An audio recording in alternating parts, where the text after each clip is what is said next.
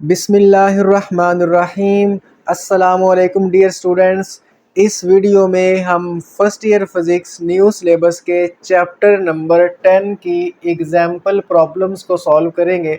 Students, numericals के साथ साथ एग्जाम्पल्स भी पेपर के पॉइंट ऑफ व्यू से बहुत ज़्यादा इम्पोर्टेंट होती हैं। आप जानते हैं कि आपका जो लॉन्ग क्वेश्चन है उसका बी पार्ट न्यूमेरिकल्स या एग्जाम्पल्स दोनों में से कोई भी आ सकता है, तो 50-50 चांस होता है। कभी कभी तो एग्जाम्पल्स ज़्यादा आ जाती हैं न्यूमेरिकल्स की निस्बत। तो स्टूडेंट्स जो हैं वो न्यूमेरिकल्स को तो बड़े अच्छे से रेडी करते हैं, उनकी प्रैक्टिस करते हैं, लेकिन एग्जाम्पल्स को मोस्टली स्टूडेंट्स स्किप कर देते हैं। तो अगर पेपर के अंदर एग्जाम्पल्स आ जाए तो फिर उनको मायूसी का सामना करना पड़ता है, लेकिन आपके साथ ऐसा ना हो इसलिए आप एग्जाम्पल्स की अच्छे से प्रैक्टिस कीजिएगा। लेकिन उससे पहले आप एग्जाम्पल्स को पहले अच्छे से समझ लें। तो आइए हम एग्जाम्पल्स को स्टार्ट करते हैं, लेकिन उससे पहले आप इस वीडियो को फुल स्क्रीन में कर लें और सेटिंग्स में जाकर वीडियो की क्वालिटी को फुल कर लें ताकि आपको वाइट बोर्ड पर लिखा हुआ बिल्कुल क्लियर नज़र आए और आप अच्छे से समझ सकें। पहली एग्जाम्पल की स्टेटमेंट के अंदर वो लिखता है कि 20 सेंटीमीटर वायर, हमारे पास एक वायर है, एक तार है जिसकी लेंथ 20 सेंटीमीटर है।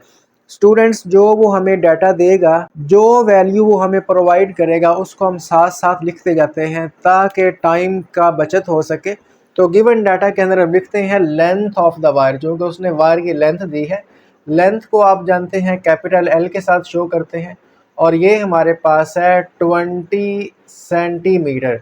अब यहाँ पर बात ये है कि लेंथ का SI यूनिट हमारे पास मीटर होता है, यानी हम मीटर वाली वैल्यू पुट कर सकते हैं न्यूमेरिकल्स की वैल्यूज़ में। सेंटीमीटर वाली वैल्यू हम लेंथ की पुट नहीं करेंगे, तो लिहाजा पहले हम इसको मीटर में कन्वर्ट कर लेते हैं।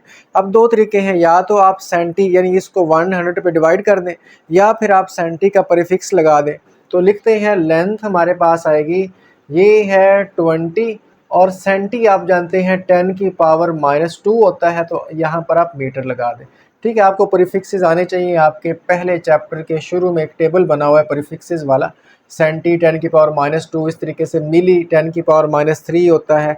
उसके बाद माइक्रो 10 की पावर -6 होता है, फिर नैनो है 10 की पावर -9 होता है, और उसके बाद हमारे पास पीको है 10 की पावर -12 होता है, फिर फेमटो है 10 की पावर -15 होता है, लास्ट एटो है जो 10 की पावर -18 होता है। इनको अच्छे से याद करें, ये न्यूमेरिकल्स में भी यूज़ होते हैं और ये हमारे पास जो है MCQs के अंदर भी पूछे जाते हैं, तो आपको अच्छे से आने चाहिए। तो उसने बोला 20 सेंटीमीटर वायर की लेंथ है, carrying a current of 10 ampere, तो और उस वायर के अंदर करंट भी फ्लो कर रहा है, यानी करंट कैरिंग वायर है, और करंट की वैल्यू उसने दी है 10.0 एम्पेयर, मतलब 10 एम्पेयर। तो लिखते हैं current in the wire, current को हम शो करते हैं I के साथ, और करंट कितना है 10 एम्पेयर। ठीक है, 10.0 लिख लें या 10 लिख लें, कोई मसला नहीं है। Is placed in uniform magnetic field, और इस वायर को ना हमने एक मैग्नेटिक फील्ड में रखा हुआ है ऑफ 0.30 टेस्ला, और उस मैग्नेटिक फील्ड की जो स्ट्रेंथ है, मैग्नेटिक फील्ड की जो वैल्यू है वो 0.30 टेस्ला है।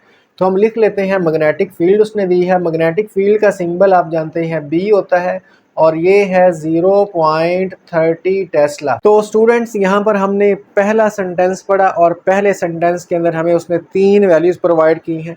लेंथ ऑफ वायर प्रोवाइड की है जिसको हमने यहाँ पर लिख लिया, करंट उस वायर के अंदर जो है वो उसने प्रोवाइड किया, उसको हमने लिख लिया, और मैग्नेटिक फील्ड की वैल्यू उसने दी, उसको भी हमने यहाँ पर लिख लिया। अब दूसरा सेंटेंस पढ़ते हैं। कहता है if the wire makes an angle of 40 degree with the direction of magnetic field, अब यानी कि ये जो वायर है उस मैग्नेटिक फील्ड के अंदर 40 डिग्री एंगल पे पड़ी हुई है। लेट करें अगर हमारे पास मैग्नेटिक फील्ड इस तरफ जा रही है ना, इस तरफ जा रही है एक्स एक्सिस में, तो वायर इस तरीके से नहीं पड़ी बल्कि 40 डिग्री पड़ी। आप जानते हैं अगर मैग्नेटिक फील्ड इस तरफ है तो अगर ये वायर भी ऐसे रखेंगे तो 0 डिग्री बनेगा, वायर को ऐसे रखेंगे तो फिर 90 डिग्री बनेगा परपेंडिकुलर। लेकिन वायर तकरीबन इस तरीके से पड़ी है, यानी कि मैग्नेटिक फील्ड के साथ वायर का एंगल 40 डिग्री बन रहा है। तो उसने हमें एंगल प्रोवाइड किया है, हम लिख लेते हैं एंगल को हम थीटा के साथ रिप्रेजेंट करते हैं। ये हमारे पास 40 डिग्री है, इसको भी लिख लिया, with the direction of magnetic field. अब वो पूछता है find the magnitude of the force acting on the wire. अब इस वायर के ऊपर जो मैग्नेटिक फोर्स लगेगी वो आपने बतानी है, तो हमने लिख लिया टू फाइंड और हमने फाइंड क्या करना है, मैग्नीट्यूड ऑफ द फोर्स, ये उसने पूछा है, find the magnitude of the force. तो मैग्नीट्यूड ऑफ द फोर्स हमने फाइंड करनी है, फोर्स को हम एफ के साथ रिप्रेजेंट करते हैं, ये हमने फाइंड करनी है, इसके सामने सवालिया निशान लगाते हैं। तो स्टूडेंट्स बात ये है कि आपका जो चैप्टर नंबर 10 का फर्स्ट टॉपिक है उसका नेम है force acting on a current carrying coil in uniform magnetic field. जब भी आप एक वायर को जिसमें करंट भी फ्लो कर रहा हो उसको जब आप मैग्नेटिक फील्ड में रखते हैं तो मैग्नेटिक फील्ड जो है उस वायर के ऊपर फोर्स लगाती है, और उस फोर्स का फार्मूला आप इसके पहले टॉपिक के अंदर ही ड्राइव करते हो, जो कि होता है F is equal to I into L cross B. Open करोगे तो बनेगा I L B sine theta. ठीक है, ये हमारे पास फार्मूला है जिसको हम यूज़ करेंगे किसी भी वायर के ऊपर लगने वाली फोर्स का फार्मूला ये हमारे पास है। तो आइए अब हम इसका सोल्यूशन स्टार्ट करते हैं। डाटा भी हमने लिख लिया, जो फाइंड करना है उसको भी लिख लिया, और जो फार्मूला यूज़ करना है वो भी लिख लिया। तो यहाँ पर हम सोल्यूशन की हेडिंग देते हैं और इसको सॉल्व करते हैं, बहुत ही सिंपल सा है। तो हम यहाँ पर लिखते हैं यूजिंग, यानी हम यूज़ करने वाले हैं, जो फार्मूला यूज़ करने वाले हैं वो मैं आपको ऑलरेडी बता चुका हूँ, और किस टॉपिक से लिया गया है वो भी बता चुका हूँ, I L B sine theta. अब हम इसमें वैल्यूज़ पुट करेंगे, तो लिखते हैं बाय पुटिंग वैल्यूज़, इसमें वैल्यूज़ हमने यहाँ पर पुट करनी है। तो वैल्यूज़ हमारे पास उसने दी हुई हैं, तो वैल्यूज़ पुट करते हैं। F is equal to I, current है, करंट की वैल्यू हमारे पास 10 एम्पेयर है, तो लिख दें 10, और उसके बाद है लेंथ, और लेंथ उसने हमें दी हुई है 20, और साथ 10⁻⁻2 भी लगाना है सेंटी वाला। उसके बाद है बी मैग्नेटिक फील्ड हमारे पास है 0.30 है, और साइन लिखें, और एंगल थीटा हमारे पास है 40 डिग्री, तो यहाँ पर 40 डिग्री लगा देते हैं। तो जितनी वैल्यूज़ उसने हमें प्रोवाइड की हैं वो हमने यहाँ पर सारी की सारी लिख दी हैं। अब ये कैलकुलेटर है, इसके साथ हम इसको सॉल्व करते हैं। आप भी कैलकुलेटर ज़रूर यूज़ करें, कैलकुलेटर के साथ खुद सॉल्व किया करें। जो स्टूडेंट्स वैसे ही इसको देख लेते हैं कि ठीक है आ गया हम भी पेपर में कर लेंगे, कैलकुलेटर को खुद नहीं यूज़ करते, तो जब वो पेपर के अंदर न्यूमेरिकल करने बैठते हैं तो वहाँ पर उनका आंसर सही नहीं आ रहा होता, कैलकुलेटर चूँकि चलाने की प्रैक्टिस नहीं की हुई। तो आपने खुद कैलकुलेटर से ज़रूर आंसर लेकर आना है। तो यहाँ पर हम इसको सॉल्व करते हैं। पहले मैं साइन 40 लेता हूँ। देखें जो साइन 40 है ये हमारे पास होता है 0.64, तो इसको ऐसे लिख लेते हैं, ये 10 है, इसके बाद ये 20 इंटू 10⁻⁻2 है, और ये 0.30 है। साइन 40 की वैल्यू है 0.64। तो अभी हमने सिर्फ इस स्टेप में साइन 40 लिया सॉरी, और f इज़ इक्वल टू, अब इनको मल्टीप्लाई करते हैं, इसको मैं मल्टीप्लाई करता हूँ यहाँ पर 0.30 के साथ, ठीक है, 0.30 के साथ मल्टीप्लाई किया। फिर इसको मल्टीप्लाई करता हूँ 20 इंटू 10⁻⁻2 के साथ, और फिर मल्टीप्लाई करता हूँ 10 के साथ। तो इन सब को मैं मल्टीप्लाई कर चुका हूँ। इन सब को मल्टीप्लाई करने के बाद मेरे पास जो कैलकुलेटर पर आंसर आया है वो है 0.38, ठीक है, 0.38। तो फोर्स हमारे पास आई है 0.38, और आप जानते हैं कि फोर्स का यूनिट हमारे पास न्यूटन होता है। तो लीजिए ये है इसका आंसर। कितना सिंपल न्यूमेरिकल था, जस्ट आपने फार्मूला लगाया और उसकी दी हुई वैल्यूज़ पुट करके आपने कैलकुलेटर से सॉल्व कर लिया। जस्ट 2 स्टेप्स हैं, ये तो सारी चीज़ें उसने प्रोवाइड की हैं ना, ये हमने फाइंड करना। आपने फार्मूला लगाया, उसकी दी हुई वैल्यूज़ पुट की, कैलकुलेटर से सॉल्व किया, और आपके पास आंसर आ गया। तो स्टूडेंट्स ये थी हमारे पास एग्जाम्पल नंबर 1। यहाँ पर जो इसका आंसर आ रहा है ना, 8 के बाद वाला जो नंबर है वो ना 5 से बड़ा है, तो हम इसको थोड़ा सा राउंड ऑफ करेंगे। आप जानते हैं अगर आपने यहाँ पर इसको इशारिया के बाद 2 नंबर लेने हैं तो आपको आगे वाला नंबर देखना पड़ेगा। अगर वो 5 से बड़ा हो तो आप फिर इसको 1 बढ़ाते हैं, तो 0.38 के बजाय 0.39 लिखेंगे, जो कि करेक्ट होगा। तो ये था हमारे पास पहली एग्जाम्पल। अब हम सेकंड एग्जाम्पल को सॉल्व करते हैं। मैं इसकी स्टेटमेंट पढ़ता हूँ और इसका भी हम डाटा साथ साथ लिख लेंगे। कहता है an electron enters into a uniform magnetic field. एक इलेक्ट्रॉन जो है वो मैग्नेटिक फील्ड में एंटर हुआ परपेंडिकुलरली, और परपेंडिकुलर एंटर हुआ, ठीक है, with a speed of 10⁴ metre per second. और कितनी स्पीड से वो मैग्नेटिक फील्ड में एंटर हो रहा है वो स्पीड भी उसने दी है। तो हम गिवन डाटा में लिख लेते हैं स्पीड ऑफ इलेक्ट्रॉन। स्पीड को हम v के साथ शो करेंगे, और ये है 10⁴ मीटर पर सेकेंड। अब इसके बाद पूछता है what path of the electron will move along inside the field. तो जब इलेक्ट्रॉन मैग्नेटिक फील्ड में परपेंडिकुलर एंटर होगा तो वो किस पाथ में मूव करेगा, उसका पाथ हमने मालूम करना है। तो टू फाइंड में लिख लेता हूँ, पाथ ऑफ द इलेक्ट्रॉन हमने क्या करना है, फाइंड करना है। अब इसके बाद ना इसने ब्रैकेट के अंदर कुछ वैल्यूज़ दी हैं, वो जिस मैग्नेटिक फील्ड में एंटर हुआ उस मैग्नेटिक फील्ड की वैल्यू दी है। मैग्नेटिक फील्ड को आप जानते हैं हम बी के साथ शो करते हैं और इसकी वैल्यू है 2.5 वेबर पर स्क्वायर मीटर। अब वेबर पर स्क्वायर मीटर भी जो है वो टेस्ला के इक्वल होता है, मैग्नेटिक फील्ड का ही हमारे पास यूनिट है या मैग्नेटिक फ्लक्स डेंसिटी का ही यूनिट है। इससे पहले हम एग्जांपल नंबर 1 के अंदर भी मैग्नेटिक फील्ड को बी के साथ रिप्रेजेंट कर चुके हैं। देन उसने हमारे पास मास ऑफ इलेक्ट्रॉन दिया है और चार्ज ऑन इलेक्ट्रॉन की वैल्यू दी है। ये वैसे आपको जुबानी आनी चाहिए। मास ऑफ इलेक्ट्रॉन हमारे पास होता है 9.11 इंटू 10 की पावर -31 किलोग्राम और चार्ज ऑन इलेक्ट्रॉन हमारे पास, इसको चार्ज को आप क्यू से भी शो कर सकते हैं, ई से भी शो कर सकते हैं। ये हमारे पास है 1.6 इंटू 10 की पावर -19 कॉलम। ठीक है, तो इलेक्ट्रॉन का जो चार्ज है उसको स्पेसिफिकली हम ई के साथ शो करते हैं। अगर कोई और चार्ज हो तो फिर हम उसको क्यू के साथ रिप्रेजेंट करते हैं। तो स्टूडेंट्स यहाँ पर आपको पता है कि जब भी कोई चार्ज पार्टिकल मैग्नेटिक फील्ड में परपेंडिकुलर एंटर करता है तो उसके ऊपर मैग्नेटिक फोर्स लगती है और मैग्नेटिक फोर्स क्या करती है, उस चार्ज पार्टिकल को सर्कल के अंदर डिफ्लेक्ट कर देती है। यानी मैग्नेटिक फील्ड हमेशा चार्ज को सर्कल में ही डिफ्लेक्ट करती है। तो वो हमने उस सर्कल को ही बेसिकली फाइंड करना है। पाथ बताना है कौन सा पाथ बनेगा। पाथ तो हमें पता है कि सर्कल ही बनेगा, तो बेसिकली हमने उस सर्कल का रेडियस फाइंड करना है कि वो सर्कल कितना बड़ा या कितना छोटा बनेगा। तो सोल्यूशन स्टार्ट करते हैं। Since force acts perpendicular to the speed, अब चूँकि उसने खुद बताया है कि फोर्स जो है वो परपेंडिकुलरली एक्ट हुई है, so this force provides centripetal force to the electron to keep it in a circle of radius R. अब ये फोर्स क्या करती है, मैग्नेटिक फोर्स जब किसी भी चार्ज पार्टिकल पे लगती है तो ये इसको सर्कल के अंदर घुमाती है, यानी उसको सेंट्रीपिटल फोर्स प्रोवाइड करती है। आप जानते हैं ऐसी फोर्स जो सर्कल के अंदर बॉडी को रोटेट करवाए, डिफ्लेक्ट करवाए, उसको हम सेंट्रीपिटल फोर्स का नाम देते हैं।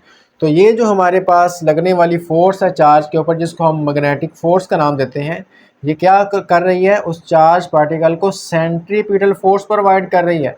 तो यानी कि मैग्नेटिक फोर्स किसके इक्वल है, सेंट्रीपिटल फोर्स के इक्वल है, चूँकि यही सेंट्रीपिटल फोर्स प्रोवाइड कर रही है। अब इसके बाद मैं इसको यहाँ पर सॉल्व करता हूँ, आप इसको ध्यान के साथ समझिएगा। आपने इसको नीचे ही सॉल्व करना है, मैं इसका बाकी पार्ट इधर सॉल्व करता हूँ।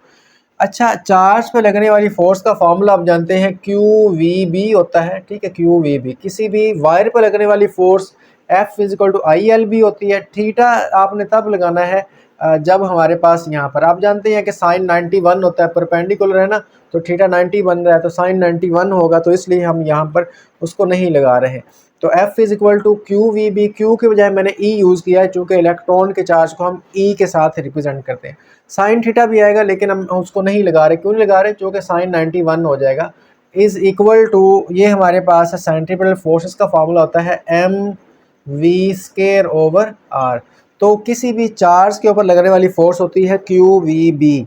ठीक है, तो यहाँ पर हमने QVB ही लिखा है, चार्ज पे लगने वाली फोर्स का फार्मूला। बस Q की बजाय मैंने E पुट कर दिया है चूँकि इलेक्ट्रॉन मेंशन उसने किया हुआ है।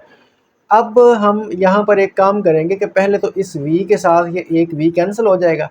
ठीक है, तो अब इसको मैं लिखता हूँ mv, चूँकि इसका एक V जो है ना इसके साथ कैंसिल हुआ, और ये जो EB है इसको आप इधर ले आए, इधर आकर ये डिवाइड हो जाएगा और इस R को आप उस तरफ ले जाएंगे, उस तरफ जाकर मल्टीप्लाई हो जाएगा। यानी हमने इस इक्वेशन को अरेंज कर लिया।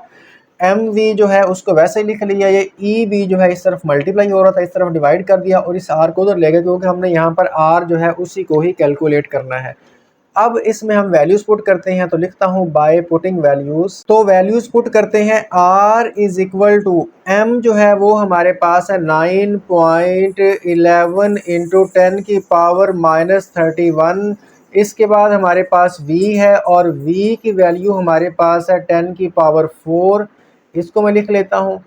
ओवर हमारे पास E है और E आप जानते हैं ये वैल्यू लिखी हुई है 1.6 इंटू 10 की पावर -19 और B जो है वो हमारे पास है 2.5, ये है।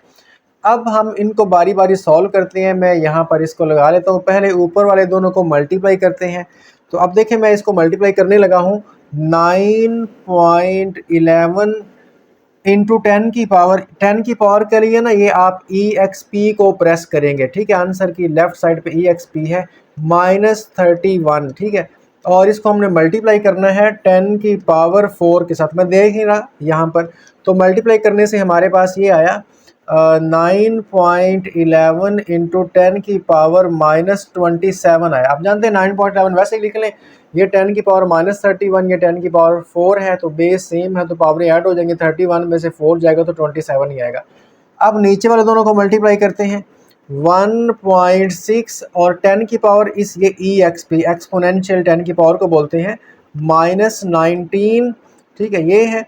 और इसको हमने मल्टीप्लाई करना है किसके साथ, 2.5 के साथ। तो ये आया जी 4 इंटू 10 की पावर -19।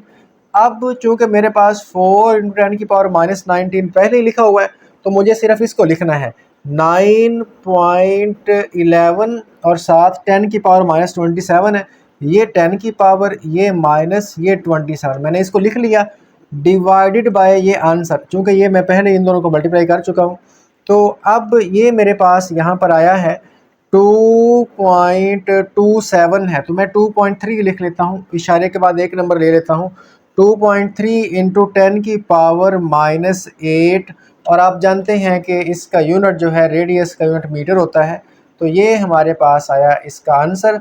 और यहाँ पर हम रिज़ल्ट भी लिख लेते हैं कि the electron will move in a circle, ठीक है। ये यहाँ पर आप रिज़ल्ट की हेडिंग देंगे क्योंकि उसने पाथ पूछा है, और रेडियस हमारे पास किसका होता है, सर्कल का ही होता है। तो लिख लेते हैं द इलेक्ट्रॉन, यानी ये जो इलेक्ट्रॉन है हमारे पास, द इलेक्ट्रॉन विल मूव, ये मूव करेगा, will move in a circle, circle में मूव करेगा।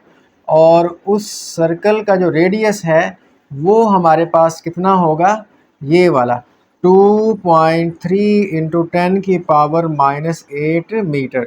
तो ये है जी इसका रिज़ल्ट। इस तरीके से आप इसको सॉल्व कर सकते हैं, आपको इसके कंप्लीट जो मार्क्स हैं वो मिल जाएंगे। तो ये थी स्टूडेंट्स हमारे पास एग्जाम्पल नंबर 3। आप देख रहे हैं कि मैंने आपको एग्जाम्पल नंबर 2 नहीं करवाई। एग्जाम्पल नंबर 2 जो है वो एक डायाग्राम वाली एग्जाम्पल है। तो डायाग्राम वाली स्टेटमेंट वाली एग्जाम्पल्स और न्यूमेरिकल्स पेपर के अंदर नहीं आते, लेकिन है बहुत सिंपल सी। उसमें आपको मैग्नेटिक फील्ड एरिया दिया गया है और 3 एंगल दिए गए हैं, और आपसे फ्लक्स पूछा हुआ है। तो आप जानते हैं फ्लक्स होता है BA cos थीटा, तो अब B भी दिया हुआ है, एरिया भी दिया हुआ है, और थीटा उसने 3 दिए हैं। तो बारी बारी तीनों एंगल पुट करके आप फ्लक्स को फाइंड कर सकते हैं। तो स्टूडेंट्स आइए अब हम एग्जाम्पल नंबर 4 को सॉल्व करते हैं। एग्जाम्पल नंबर 4 की स्टेटमेंट पढ़ते हैं। लिखता है कि alpha particles ranging in speed from 1000 metre per second to 2000 metre per second enters into a velocity selector where the electric intensity is 300 volt per metre and magnetic induction 0.20 tesla. यानी हमारे पास कुछ alpha particles हैं और जिनकी speed जो है 1000 और 2000 है, या इनके दरमियान कोई भी इनकी वैल्यूज़ हो सकती हैं। यानी हमारे पास काफ़ी ज़्यादा अल्फ़ा पार्टिकल्स हैं। किसी की स्पीड 1000 है, किसी की 1100 है, किसी की 1200 है, किसी की 1700 है, किसी की 1900 है, किसी की 1350 है। तो मतलब ये है कि 1000 और 2000 या इनके दरमियान कोई भी नंबर जो है वो उनका हो सकता है स्पीड का अल्फ़ा पार्टिकल्स की।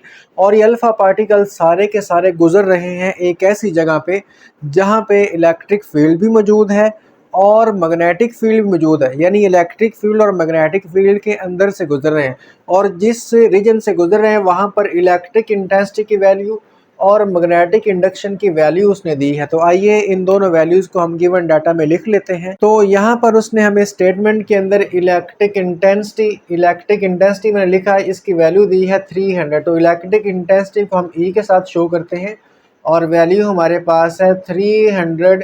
इसका यूनिट वोल्ट पर मीटर भी होता है और न्यूटन पर कूलम भी होता है। मैग्नेटिक इंडक्शन, इसको हम B के साथ शो करते हैं। मैग्नेटिक फील्ड या मैग्नेटिक इंडक्शन या मैग्नेटिक फ्लक्स डेंसिटी जो है ये B के सिंबल है। तो ये हमारे पास है 0.20 टेस्ला, ठीक है। तो यहाँ पर हमने इन दोनों को लिख लिया। अब कहता है which particle will move undeviated through the field. तो ये हमारे पास जो अल्फ़ा पार्टिकल्स हैं जो इलेक्ट्रिक और मैग्नेटिक फील्ड से गुजर रहे हैं, इनमें से कौन से ऐसे पार्टिकल हैं इलेक्ट्रिक और मैग्नेटिक फील्ड से अनडेविएटेड बगैर डिफ्लेक्ट हुए गुजर जाएंगे। जाहिर सी बात है, जब इतने अल्फ़ा पार्टिकल्स एक ऐसे रीजन से गुजर रहे हैं जहां पर इलेक्ट्रिक फील्ड भी है और मैग्नेटिक फील्ड भी है, तो उनके ऊपर इलेक्ट्रिक और मैग्नेटिक फोर्स लगेगी और इनको थोड़ा सा डिफ्लेक्ट कर देगी सीधे रास्ते से। तो अब कौन सा ऐसा पार्टिकल है जो यहाँ पर डिफ्लेक्ट हुए बगैर गुजर जाएगा? तो हमने सिलेक्टेड स्पीड फाइंड करनी, यानी हम विच पार्टिकल्स विल मूव, कौन से पार्टिकल ऐसे हैं जो मूव करते हुए यहाँ से अनडेविएटेड होकर गुजर जाएंगे। तो मतलब वो कुछ खास पार्टिकल्स होंगे जिनकी खास स्पीड होगी, वो डिफ्लेक्ट नहीं होंगे, बाकी डिफ्लेक्ट हो जाएंगे। तो सिलेक्टेड स्पीड जिसको हम वी के साथ शो करेंगे, ये हमने फाइंड करनी है। अब सोल्यूशन की हेडिंग देते हैं, चूँकि हमने गिवन डाटा के अंदर ये वाली दो वैल्यूज़ लिख दी हैं और स्पीड हमने फाइंड करनी है। सोल्यूशन हम लिखते हैं undeflected condition in velocity selected is. अब देखिए, ऐसा पार्टिकल जिसके ऊपर जितनी मैग्नेटिक फोर्स लग रही हो उतनी ही इलेक्ट्रिक फोर्स लग रही हो, दोनों फोर्सेस इक्वल में लग रही हो, तो फिर वो पार्टिकल जो है वो डिफ्लेक्ट नहीं हो पाएगा, बल्कि वो अनडेविएटेड यानी बगैर डिफ्लेक्ट हुए ही उस रीजन में से गुजर जाएगा। तो ये वाली कंडीशन आप जानते हैं वेलोसिटी सिलेक्टर की है। मैग्नेटिक फोर्स हमारे पास, इसका फार्मूला क्या होता है जी, क्यू वी बी, ठीक है, और इलेक्ट्रिक फोर्स होता है क्यू ई। तो दोनों का फार्मूलाज आपको आने चाहिए। मैग्नेटिक फोर्स किसी भी चार्ज पर लगने वाली क्यू वी बी होती है और किसी भी चार्ज पर लगने वाली इलेक्ट्रिक फोर्स का फार्मूला होता है क्यू ई। तो यहाँ पर आप इस क्यू के साथ इस क्यू को कैंसिल कर सकते हैं। बाकी मैं इस तरफ सॉल्व करता हूँ, ठीक है। तो इसको हम लिख लेते हैं V B is equal to E, और यहाँ पर आप v को लिख लें, e और b जो है उसको इस तरफ लाकर डिवाइड कर दें, तो हमारे पास v आ गया e ओवर b। इस फार्मूला को ज़रूर याद रखिएगा, बड़ा इंपॉर्टेंट फार्मूला है। पेपर के अंदर MCQs बड़ी अजीब तरीके से पूछता है, कहता है कि e ओवर b का यूनिट क्या है। तो भाई e और b जो है वो v के इक्वल है, तो इसका यूनिट मीटर पर सेकंड होगा, और इसकी डायमेंशन भी जो मीटर पर सेकंड यानी LT-1 होगी। तो E ओवर बी जो है ये वेलोसिटी का ही फार्मूला है, तो E ओवर बी का यूनिट मीटर पर सेकंड ही होगा। अब इसमें वैल्यूज़ पुट करते हैं। By putting values V is equal to E की वैल्यू हमारे पास 300 है, ओवर B हमारे पास 0.20 है। अब हम 300 डिवाइडेड बाय 0.20 करते हैं, तो ये हमारे पास आएगा 1500। तो 1500 मीटर पर सेकंड की स्पीड के साथ जो अल्फ़ा पार्टिकल गुजरेंगे इस रीजन से जहाँ पर इलेक्ट्रिक फील्ड इतनी है और मैग्नेटिक फील्ड उतनी है, तो वो डिफ्लेक्ट नहीं हो पाएंगे। तो यहाँ पर हम रिज़ल्ट लिख लेते हैं। रिज़ल्ट के अंदर आपने क्या लिखना है, हैंस, यानी कि अल्फ़ा पार्टिकल्स, वो वाले अल्फ़ा पार्टिकल्स जिनकी स्पीड हैविंग स्पीड्स, ठीक है, जिनकी स्पीड 1500 मीटर पर सेकंड होगी, 1500 मीटर पर सेकंड होगी। आगे आप यही लिख दें, will move undeviated, will move undeviated through the field, यानी वो उस फील्ड से बगैर डिफ्लेक्ट हुए गुजर जाएंगे। और 1500 से कम और ज़्यादा स्पीड वाले जो हमारे पास अल्फ़ा पार्टिकल्स हैं वो डेविएट हो जाएंगे, यानी वो अनडेविएट होकर नहीं गुजर सकते। तो उसने यही पूछा था कि कौन से पार्टिकल जो हैं वो डिफ्लेक्ट हुए बगैर इस जगह से गुजर सकते हैं। तो ऐसे अल्फ़ा पार्टिकल्स के जिनकी स्पीड इतनी होगी 1500 होगी, वो इस रीजन से बगैर डिफ्लेक्ट हुए गुजर जाएंगे, बाकी जो हैं वो डिफ्लेक्ट हो जाएंगे। तो बड़ा ही सिंपल सा हमारे पास ये एग्जांपल थी, मैंने आपको सॉल्व करवा दी। आइए स्टूडेंट्स, अब हम एग्जांपल नंबर 5 की स्टेटमेंट पढ़ते हैं। ये थोड़ी सी लेंथी इसकी स्टेटमेंट है, लेकिन इसका सोल्यूशन बहुत ही ईजी है, ध्यान के साथ इसको समझिएगा। कहता है a charged particle move through a velocity selector at a constant velocity in a straight line. जारी बात है, वेलोसिटी सिलेक्टर में कोई भी चार्ज पार्टिकल जो है वो स्ट्रेट लाइन में जाता है, वो डिफ्लेक्ट नहीं होता। उसके बाद कहता है the electric field of the velocity selector is 4.8 into 10⁻³ newton per coulomb, while the magnetic field is 0.2 tesla. अब जारी बात है इलेक्ट्रिक फील्ड और मैग्नेटिक फील्ड की वैल्यू उसने दे दी है। वेलोसिटी सिलेक्टर में से वो हमारे पास जब पार्टिकल गुजरेगा तो वहाँ पर इलेक्ट्रिक और मैग्नेटिक फील्ड का होना ज़रूरी है। तो यहाँ पर हम गिवन डाटा के अंदर ना ये दो वैल्यूज़ लिख लेते हैं। एक उसने हमें यहाँ पर इलेक्ट्रिक फील्ड की ये वाली वैल्यू दी है और दूसरे नंबर पर उसने हमें ये मैग्नेटिक फील्ड की वैल्यू दी है। तो गिवन डाटा इलेक्ट्रिक फील्ड को हम ई के साथ शो करेंगे, इसकी वैल्यू उसने दी है 4.8 इंटू 10⁻³ न्यूटन पर कॉलम। ठीक है, ये वैल्यू उसने दी है। और मैग्नेटिक फील्ड की वैल्यू उसने स्टेटमेंट के अंदर दी है। मैग्नेटिक फील्ड को बी के साथ रिप्रेजेंट करते हैं 0.2 टेस्ला। कहता है when the electric field is turn off. अब आपने इलेक्ट्रिक फील्ड को टर्न ऑन कर दिया, ऑफ कर दिया सॉरी, देखें इलेक्ट्रिक फील्ड को ऑफ करेंगे तो सिर्फ मैग्नेटिक फील्ड रह जाएगी, तो चार्ज के ऊपर मैग्नेटिक फोर्स लगेगी, फिर सिर्फ इलेक्ट्रिक फोर्स नहीं लग पाएगी। The charge particle travels on a circular path of radius 3 centimetre. अब चूंकि सिर्फ मैग्नेटिक फील्ड है और मैग्नेटिक फील्ड क्या करती है, चार्ज पार्टिकल को सर्कल के अंदर डिफ्लेक्ट करवाती है, और जब सर्कल के अंदर डिफ्लेक्ट करवाएगी तो सर्कल का रेडियस भी होगा, तो वो रेडियस उसने दिया है। रेडियस को हम आर के साथ शो कर लेते हैं, ये है 3.0 सेंटीमीटर। अब इसको आप मीटर में कन्वर्ट कर लें, 3 वैसे ही लिख लें और सेंटी होता है 10⁻⁻² और साथ मीटर लगा दें। तो ऐसा इसलिए किया क्योंकि हमारे पास रेडियस का जो ऐसा यूनिट है वो मीटर है, लेंथ का हम मीटर वाला यूनिट ही पुट करते हैं। अब इसके बाद कहता है find the charge to mass ratio of the particle. तो हमने फाइंड क्या करना है, to find charge to mass ratio of the particle. मैंने उसी की लाइन को रिपीट किया, find the charge to mass ratio of the particle, यानी चार्ज को शो करते हैं Q से, मास को शो करते हैं M से, तो चार्ज टू मास रेशियो, ठीक है, टू मास रेशियो जो है ये हमने फाइंड करनी है। तो Q/M हमने फाइंड करना है, ये उसने खुद बताया हुआ है। तो स्टूडेंट्स देखें, हमने स्टेटमेंट पढ़ी, हमें 3 वैल्यूज़ मिली हैं। इलेक्ट्रिक फील्ड की वैल्यू मिली ये वाली, मैग्नेटिक फील्ड की वैल्यू ये वाली मिली, हमने लिख ली। रेडियस उसने दिया, उसको भी लिख लिया, और उसने पूछा charge to mass ratio find कर दो, तो चार्ज Q मास M, तो उसका बटा ले लें, चार्ज टू मास रेशियो हमने फाइंड करनी है। आइए स्टूडेंट्स अब हम इसका सोल्यूशन समझते हैं। सोल्यूशन की मैंने हेडिंग दे ली है। अब हमने ये वाला फार्मूला न्यूमेरिकल नंबर 3 के अंदर भी यूज़ किया था, सॉरी एग्जाम्पल नंबर 3 के अंदर हम इसको यूज़ करके आए हैं। तो क्या है, when electric field is turn off, उसने बोला जब हम इलेक्ट्रिक फील्ड को टर्न ऑफ कर देंगे, the charge particle travels on a circular path, the particle will move along a circular path. तो जारी बात है चार्ज पार्टिकल सर्कल में मूव करेगा। तो हमने इसी की ये वाली जो दूसरा तीसरा सेंटेंस है ना, इसका पहला जो हमारे पास कुछ वर्ड्स है इसको रिपीट कर दिया। अब चार्ज पार्टिकल सर्कल में मूव करेगा तो इसका मतलब ये है कि जो मैग्नेटिक फोर्स है वो सेंट्रीपिटल फोर्स प्रोवाइड कर रही है। चूँकि सर्कल में मूव करने के लिए सेंट्रीपिटल फोर्स चाहिए, तो सर्कल में सेंट्रीपिटल फोर्स कौन दे रहा है, मैग्नेटिक फोर्स। यानी चूँकि इलेक्ट्रिक फील्ड को टर्न ऑफ कर रही तो मैग्नेटिक फोर्स क्या करती है, चार्ज पार्टिकल को सर्कल में डिफ्लेक्ट करवाती है, यानी उसको सेंट्रीपिटल फोर्स प्रोवाइड करती है। तो हमने मैग्नेटिक फोर्स को सेंट्रीपिटल फोर्स के इक्वल रख दिया। अब इसके बाद मैं आपको सोल्यूशन यहाँ पर समझाने लगा हूँ, ध्यान के साथ समझना। मैग्नेटिक फोर्स का फार्मूला क्या होता है, देखें यहाँ पर मैंने आपको बताया मैग्नेटिक फोर्स का फार्मूला क्या होता है, QVB, मैग्नेटिक फोर्स QVB। तो यहाँ पर भी ये मैग्नेटिक फोर्स है, इसका फार्मूला क्या है, QVB इज इक्वल टू, इस तरफ क्या है, सेंट्रीपिटल फोर्स। तो सेंट्रीपिटल फोर्स होती है mv²/r। अब यहाँ पर इस तरह करें, इस v के साथ ये एक v यानी ये स्क्वायर कैंसिल हो जाएगा।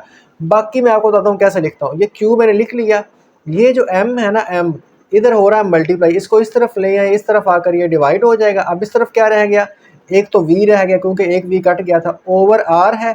ये जो b है ना, इसको इस तरफ ले आए, इस तरफ जो कि मल्टीप्लाई हो रहा है, जब दूसरी तरफ आएगा तो आकर इस तरफ डिवाइड हो जाएगा। तो यहाँ पर हमने इक्वेशंस को तरतीब लगा लिया। भाई कैसे तरतीब लगाया, क्योंकि हमने Q/M फाइंड करना है ना, तो हमने यहाँ पर Q/M को सेपरेट कर लिया है।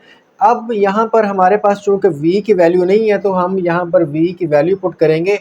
हम जानते हैं v इक्वल होता है E/B के, ठीक है। ये देखें v किसके इक्वल आया, E/B के, क्योंकि यहाँ पर उसने हिंट भी दिया कि वेलोसिटी सिलेक्टर है, और वेलोसिटी सिलेक्टर के अंदर v किसके इक्वल होता है, E/B के। तो यहाँ पर हम v की जगह पे ये पुट करेंगे E/B, तो ये बनेगा Q/M इज इक्वल टू, ये जो है 1/BR वैसे लिख लें, ठीक है, ये 1/BR। अब इसको मैंने थोड़ा अलग कर लिया, v किसके इक्वल है, E/B के, तो v की जगह मैंने पुट कर दिया E/B, या इस तरह कर लें, इसी को ऐसे लिख लें, v की जगह पे e लिख लें, और B और R। अब देखें V के बटे में B है तो एक B पहले भी मौजूद है, एक V वाला आएगा तो ये B का स्क्वायर हो जाएगा, B स्क्वायर R। तो बड़ा ही सिंपल है, V की जगह पे आप E और B पुट करेंगे तो E और B आएगा, और ये B R पहले भी है तो एक B ये V वाला और एक B ये वाला, ये स्क्वायर बन जाएगा और ये R आ जाएगा। तो चूंकि हमने Q ओवर M फाइंड करना है तो लिहाजा मैंने उसको सेपरेट कर लिया, उसका फॉर्मूला बन चुका है। अब इस फॉर्मूला में हम वैल्यूज़ पुट करते हैं और आंसर लेकर आते हैं। तो लिखता हूँ बाय पुटिंग वैल्यूज़, इसमें हम वैल्यूज़ पुट करने वाले हैं। तो स्टूडेंट्स अब वैल्यू पुट करते हैं, Q over M is equal to, E की वैल्यू आपके पास ये लिखी हुई है 4.8 इंटू 10 की पावर 3 ओवर, ठीक है। अब यहाँ पर है B का स्केयर, B हमारे पास है 0.2 तो 0.2 लिख लें। B की वैल्यू चूँकि ऊपर स्केयर है तो इसके ऊपर स्केयर लगा दें R। अब देखें R की वैल्यू ये लिखी हुई है 3 इंटू 10 की पावर -2। अब इसको सॉल्व करते हैं, Q over M is equal to, इसको एक दफ़ा वैसे लिख लें 4.8 इंटू 10 की पावर 3 लिख लें। इसको सॉल्व करते हैं, पहले आप 0.2 का स्केयर लें, 0.2 का स्केयर लिया, ये आया 0.04। इसको मल्टीप्लाई करते हैं 3 इंटू 10 की पावर -2 से, तो ये हमारे पास आएगा 1.2 इंटू 10 की पावर -3, ठीक है। स्केयर ओपन करने के बाद इससे मल्टीप्लाई कर दिया। अब इन दोनों को हमने डिवाइड करना है, तकसीम करना है। तो लिखता हूँ 4.8 10 की पावर 3 डिवाइडेड बाय ये वाला हमारे पास ये पहले लिखा हुआ है, तो ये आया जी 4, इसके बाद हैं 3 और 3 6 ज़ीरो हैं, 1 2 3 4 5 6। दोबारा लिख लेते हैं Q ओवर M, इस तरह करते हैं 4 वैसे लिख लेते हैं, और चूंकि यहाँ पर 6 ज़ीरो हैं तो 10 की पावर 6 लिख लेते हैं। इसका यूनिट क्या बनेगा, देखिए Q का यूनिट, Q होता है चार्ज, चार्ज का यूनिट होता है कॉलम, और मैस का किलोग्राम, चूँकि ये नीचे है तो पर किलोग्राम लिख दें। तो लिहाजा ये हमारे पास चार्ज टू मैस रेशो जो है वो निकल आई है। तो इस तरीके से आप इसको सॉल्व कर सकते हैं। उम्मीद करता हूँ आपको मैंने स्टेप बाय स्टेप समझाया है, आपको सारी समझ आ गई होगी। आप इसको ख़ुद एक दफ़ा ज़रूर सॉल्व कीजिएगा, कैलकुलेटर भी ख़ुद यूज़ कीजिएगा और आपका भी आंसर आ जाएगा। आइए स्टूडेंट्स, अब हम एग्जाम्पल नंबर 6 को समझते हैं। एग्जाम्पल नंबर 6 की स्टेटमेंट के अंदर वो लिखता है कि a metal rod of length 25 centimetre, एक हमारे पास मेटल की इस तरीके से रॉड है और इसकी जो हमारे पास लंबाई है, लेंथ है, वो 25 सेंटीमीटर उसने दी है। तो हम डाटा को लिखते जाते हैं, गिवन डाटा के अंदर अब लिखते हैं लेंथ ऑफ रॉड, ठीक है, मेटल रॉड ऑफ लेंथ। तो लेंथ ऑफ रॉड इसको हम कैपिटल L के साथ शो करेंगे, और ये हमारे पास है 25 सेंटीमीटर। अब आप जानते हैं कि लेंथ का यूनिट मीटर होता है, तो हमें यहाँ पर सेंटी जो है उसकी वैल्यू पुट करनी पड़ेगी, और सेंटी 10 की पावर -2 होता है, तो लिहाजा लगा देते हैं 10 की पावर -2 और साथ मीटर लगा दिया, ठीक है। Is moving at a speed of 0.5 metre per second, और इस रॉड को ना हम मूव करवा रहे हैं, रॉड रेस्ट में नहीं है, और कितनी स्पीड से मूव करवा रहे हैं, 0.5 मीटर पर सेकंड। तो स्पीड ऑफ रॉड उसने दी है, इसको v के साथ शो करेंगे, स्पीड का symbol v, 0.5 metre per second इसकी स्पीड है, और कहाँ पर मूव करवा रहे हैं, in uh direction perpendicular to uh 0.25 tesla magnetic field. तो हम एक मैग्नेटिक फील्ड में इसको मूव करवा रहे हैं, और मैग्नेटिक फील्ड की वैल्यू उसने दी हुई है, तो मैग्नेटिक फील्ड को B के साथ शो करते हैं, और इसकी वैल्यू है 0.25 टेस्ला, ठीक है। और चूंकि परपेंडिकुलर मूव करवा रहे हैं तो आप जानते हैं परपेंडिकुलर में एंगल कितना होता है, 90 डिग्री होता है, तो लिहाजा यहाँ पर हम एंगल को 90 डिग्री रख लेते हैं। तो परपेंडिकुलर जब दो चीज़ें हों तो एंगल 90 डिग्री ही लिया जाता है। अब इसके बाद लास्ट सेंटेंस में वो पूछता है कि find the EMF induced in the rod. तो इस रॉड के अंदर जो EMF इंड्यूस होगी इसको आपने फाइंड करना है, तो इंड्यूस्ड EMF हमने फाइंड करनी है। तो स्टूडेंट्स, इस एग्जाम्पल का कॉन्सेप्ट, आपका जो टॉपिक है मोशनल EMF वाला, जिसमें आप मोशनल EMF का फॉर्मूला भी ड्राइव करते हैं, वहाँ से लिया गया है। मोशनल EMF में क्या होता है कि आप एक रॉड को मैग्नेटिक फील्ड में जब किसी भी स्पीड के साथ मूव करवाते हैं तो उस रॉड के अंदर EMF इंड्यूस हो जाती है, जिसको हम मोशनल EMF कहते हैं। The EMF induced by the motion of conductor across magnetic field is called motional EMF। तो आपने इसका फार्मूला पढ़ रखा है। मोशनल EMF का फार्मूला क्या होता है? EMF is equal to VBL sine of theta. तो स्टूडेंट्स यहाँ पर हम मोशनल EMF का फार्मूला अप्लाई करके EMF को फाइंड करेंगे। तो इसका सोल्यूशन मैं यहाँ पर स्टार्ट करता हूँ। इस साइड पर ये खाली जगह है, तो सोल्यूशन की हेडिंग देते हैं और इसका सोल्यूशन हम फाइंड करते हैं। चूँकि डाटा के अंदर उसने हमें चीज़ दी थी, लेंथ की वैल्यू दी है, स्पीड की वैल्यू दी है, मैग्नेटिक फील्ड और एंगल दिया है, चारों वैल्यूज़ लिख दी। जो चीज़ उसने पूछी है उसको हमने मेंशन कर दिया। फार्मूला जो यूज़ करना है उसकी अलग से हेडिंग दे के उसको मेंशन कर दिया। सोल्यूशन के अंदर हम यहाँ पर लिखते हैं यूजिंग, हम यूज़ करेंगे formula EMF is equal to VBL sine of theta. ठीक है, अब इसमें वैल्यूज़ पुट करते हैं। तो बाय पुटिंग वैल्यूज़, ठीक है, इस फार्मूला के अंदर हमने वैल्यूज़ पुट करनी है ताकि हम आंसर को लेकर आ सके। तो EMF is equal to V की वैल्यू हमारे पास है 0.5, तो लिख लेते हैं 0.5, और B मैग्नेटिक फील्ड हमारे पास है 0.25, इसको लिख लिया। लेंथ हमारे पास है 25 इंटू 10 की पावर -2, और साइन वैसे लिख लें, जबकि थीटा हमारे पास 90 डिग्री है, तो थीटा को आप 90 डिग्री ही लगा दें। अब आप जानते हैं साइन 90 डिग्री 1 होता है, तो इसकी वैल्यू 1 होगी। बस इन तीनों को मल्टीप्लाई करना पड़ेगा। पहले जो 3 है तो 0.5 इसको मल्टीप्लाई करते हैं 0.25 के साथ, और फिर इसको मल्टीप्लाई करते हैं 25, और ये 10 की पावर EXP होता है -2 के साथ। तो मैंने इन सब को मल्टीप्लाई किया तो ये मेरे पास आया 0.0312 और आप जानते हैं EMF पॉइंट वोल्ट होता है। तो ये हमारे पास आंसर आ चुका है। इस आंसर को हम स्टैंडर्ड फॉर्म में लिख लेते हैं, साइंटिफिक नोटेशन में लिख लेते हैं। कैसे कि इशारिया पहले हिस्से के बाद और बाकी 10 की पावर में लिख लें। इशारे यहाँ पर है, आपने इशारे को यहाँ पर लेके आना, 3 के बाद लेके आना। तो लिख लें 3.12, यहाँ तक ले लें, 1 to 5 लिखना है, 1 to 5 लिख लें, 3.1 लिखना है, वैसे लिख लें। और कितने हिंस से आगे गए? 2 हिंस से, ठीक है, 2 डिजिट्स आगे इशारिया को हमने मूव करवाया, 1 और 2, तो 10 की पावर -2 आएगा और साथ आप वोल्ट लगा दें। तो ये आंसर भी ठीक है, ऊपर वाला भी ठीक है, लेकिन आंसर जो है हमेशा आप साइंटिफिक नोटेशन में लिख दिया करें, इसका प्लस पॉइंट मिलता है। तो स्टूडेंट्स, उम्मीद करता हूँ आपको एग्जाम्पल नंबर 6 अच्छे से समझ आ गई होगी। आप भी इसको सॉल्व कीजिएगा। आइए अब हम इस चैप्टर की लास्ट एग्जाम्पल को समझते हैं, सॉल्व करते हैं। इसको भी ध्यान के साथ समझना। स्टेटमेंट थोड़ी बड़ी है, लेकिन एग्जाम्पल का जो सोल्यूशन है वो बहुत ही ईजी है। मैं आपको समझाता हूँ। कहता है अ लूप ऑफ वायर, हमारे पास एक वायर का लूप है, ठीक है, एक लूप है, अ लूप यानी एक लूप है। तो गिवन डाटा में हम लिखते हैं नंबर ऑफ लूप्स, यानी नंबर ऑफ लूप्स को हम n के साथ शो करते हैं, और ये हमारे पास 1 है, जो कि यहाँ पर मेंशन हो चुका है कि एक ही लूप है। अगर ज़्यादा लूप होते तो फिर हमें वो उसकी तादाद बता देता। Loop of wire is placed in uniform magnetic field that is perpendicular to the plane of loop, ठीक है। The strength of magnetic field is this. तो अब हमने ये उसने मैग्नेटिक फील्ड की स्ट्रेंथ दी है, तो लिख लेते हैं मैग्नेटिक फील्ड को हम B के साथ शो करते हैं। इसकी वैल्यू है 0.6 टेस्ला, यानी ये लूप जो है एक मैग्नेटिक फील्ड में पड़ा है और मैग्नेटिक फील्ड की वैल्यू उसने हमें बताई है। इसके बाद कहता है the area of the loop begins to shrink at a constant rate. इस लूप का जो एरिया है वो हम श्रिंक कर रहे हैं, कम कर रहे हैं, मतलब लूप को छोटा करते जा रहे हैं। At a rate of delta A over delta T, ये उसने हमें rate of change in area दिया है, ठीक है। डेल्टा टी होता है रेट ऑफ, और एरिया यानी डेल्टा ए, यानी किसको चेंज कर रहे हैं? एरिया को चेंज कर रहे हैं।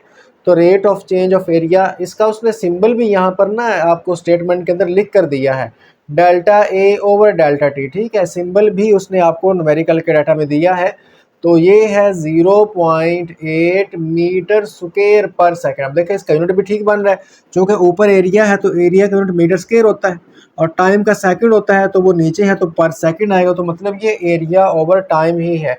अब पूछता है कि what is the magnitude of EMF induced in the loop while it is shrinking. तो आपने क्या फाइंड करना है, what is the magnitude of induced EMF. तो आपने इंड्यूस्ड ईएमएफ ही फाइंड करनी है। तो स्टूडेंट्स ये हमारे पास फैराडेज लॉ का कॉन्सेप्ट है। जब भी हम किसी भी कॉइल में या लूप में मैग्नेटिक फ्लक्स को चेंज करते हैं तो उस लूप के अंदर ईएमएफ इंड्यूस हो जाती है।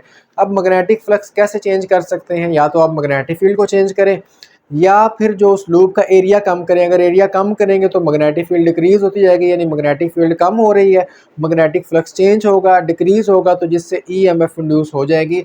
तो इसी को हम Faraday's law of electromagnetic induction कहते हैं। तो आइए सोल्यूशन स्टार्ट करते हैं, और सोल्यूशन के अंदर हमने लगाना है according to Faraday's law of electromagnetic induction. Formula आप जानते हैं, E is equal to N delta phi over delta t. ठीक है, अब आप देख रहे हैं हम यहाँ पर जितने भी फार्मूला यूज़ कर रहे हैं ना, उनके अंदर हम माइनस साइन नहीं यूज़ कर रहे। ओरिजिनल में ये फार्मूला क्या होता है, E is equal to minus V B L sine theta, लेकिन चूंकि माइनस जो है वो सिर्फ डायरेक्शन बताता है और हमने सिर्फ वैल्यू निकालनी होती है, मैग्नीट्यूड निकालनी होती है, हमने डायरेक्शन नहीं बतानी होती। तो लिहाजा इसलिए हम माइनस साइन जो है वो फार्मूला के अंदर यूज़ ही नहीं करते, क्योंकि वो हमसे डायरेक्शन पूछता ही नहीं है, सिर्फ वैल्यू ही हमने निकालनी होती। तो हमने फार्मूला लगा लिया। अब इस फार्मूला को ना थोड़ा सा हमने रीअरेंज करना है, इसको थोड़ा सा तरतीब में लगाना है। तो लिखते हैं, यहाँ पर मैं इसको सॉल्व करता हूँ। E M F is equal to, यहाँ पर लिख लिया E M F is equal to N को वैसे ही लिख लिया। अब यहाँ पर हम लगाएंगे फ्लक्स का फार्मूला। अब आप जानते हैं जो फ्लक्स है वो हमारे पास दो चीज़ों का प्रोडक्ट होता है। ठीक है, देखिए फ्लक्स इक्वल होता है magnetic field into area, the product of B dot A is called, ये हमारे पास मैग्नेटिक फ्लक्स है। अब चूंकि ये फ्लक्स के साथ डेल्टा लगा हुआ, तो अगर इस तरफ डेल्टा लगाएंगे तो बड़े इस तरफ भी डेल्टा लगाना पड़ेगा, दोनों तरफ डेल्टा से मल्टीप्लाई कर दें। तो फ्लक्स की जगह पे हम क्या लिख सकते हैं, B into delta A over delta T. तो इस तरीके से हमने क्या किया, यहाँ पर जो फ्लक्स है डेल्टा फाई, इसकी जगह पे इसकी वैल्यू पुट कर दी, एन वैसे ही लिख लिया, और डेल्टा फाई क्या होता है, B delta A over delta T. अब इसमें आप वैल्यूज़ पुट कर सकते हैं ताकि आप ईएमएफ फाइंड कर लें। तो लिखते हैं बाय पुटिंग वैल्यूज़, यानी इसमें हम वैल्यूज़ पुट करते हैं। तो ये ईएमएफ बिल्कुल सबसे पहले एन है, तो एन हमारे पास क्या है, 1 है, तो 1 लिख दो। उसके बाद बी है, बी कितना है, 0.6 है, तो इसको लिख दिया। अब देखिए डेल्टा ए और डेल्टा टी अलग अलग नहीं है, उसने डेल्टा ए और डेल्टा टी इकट्ठा ही दे दिया है, तो इसको यहाँ पर पुट कर दो, ये है 0.8। तो जस्ट आपको 0.6 और 0.8 को मल्टीप्लाई करना है। तो मैं यहाँ पर लिखता हूँ 0.6 मल्टीप्लाई बाय 0.8, तो ये हमारे पास आएगा 0.48, 0.48। और आप जानते हैं EMF वोल्ट होता है, तो ये आंसर आ चुका है। लेकिन अगर आप इसको भी ऐसे लिखना चाहें 4.8, यानी इशारिया पहले नॉन ज़ीरो डिजिट के बाद लाना चाहें, स्टैंडर्ड फॉर्म यानी साइंटिफिक नोटेशन में लिखना चाहें तो लिख सकते हैं। अब इशारिया चूँकि सिर्फ एक डिजिट आगे गया है, तो 10 की पावर -1 और 7 वोल्ट आप लगा सकते हैं। नहीं तो ऊपर वाला आंसर भी ठीक है, उसको भी लिखने कोई मसला नहीं है, नंबर नहीं कटेंगे। तो स्टूडेंट्स ये था इसका सिंपल सा सोल्यूशन। उम्मीद करता हूँ आपको समझ आ गई होगी। तो मैं आपसे ये कहना चाहता हूँ कि आप इन एग्जाम्पल्स की खुद से ज़रूर प्रैक्टिस कीजिएगा, एक और कैलकुलेटर से इनका खुद एक दफ़ा ज़रूर आंसर लेके आइएगा। उम्मीद करता हूँ आपको एग्जाम्पल्स की अच्छे से समझ आ गई होगी। तो स्टूडेंट्स, अगर आप चैप्टर नंबर 10 के न्यूमेरिकल्स भी समझना चाहते हैं तो ये भी हमने सॉल्व किए हुए हैं। यहाँ पर आपको वीडियो नज़र आ रही होगी, इस पर आप क्लिक करके इस चैप्टर के न्यूमेरिकल्स समझ सकते हैं। इसी के साथ ही पढ़ते रहिए, मेहनत करते रहिए। मिलते हैं नेक्स्ट वीडियो में, तब तक के लिए अल्लाह हाफिज़।